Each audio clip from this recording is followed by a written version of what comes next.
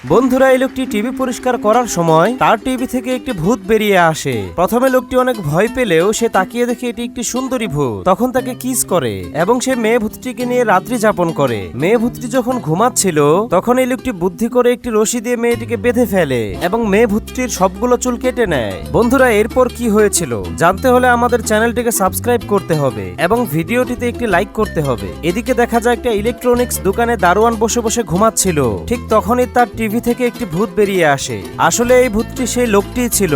সে মেয়ে ভূতের চুলগুলো কেটে টিভির ভিতরে ঢুকে এখানে চুরি করতে এসেছে। সে ডয়ার খুলে অনেকগুলো টাকা নিয়ে চলেই যাচ্ছিল। তখন একটি মাল্টিপ্লাগের সাথে উষ্টা খেয়ে পড়ে যায় এবং দারোয়ানটি ঘুম থেকে জেগে যায়। দারোয়ানের ভয়ে আবার সেই টিভির ভিতরে ঢুকে যায়। টিভির ভিতরে থাকা অবস্থায় তাকে অনেক পিপাসা লাগে। এই কূপের পাশে যখন পানি খেতে যায় তখনই সেই মেয়ে ভূতটি চলে আসে এবং তাকে ধরে ফেলে।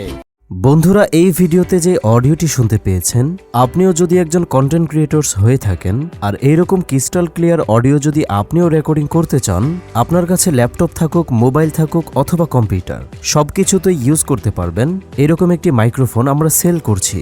বিস্তারিত জানার জন্য স্ক্রিনের উপর নাম্বার দেওয়া আছে, আমাদের সাথে হোয়াটসঅ্যাপে যোগাযোগ করবেন।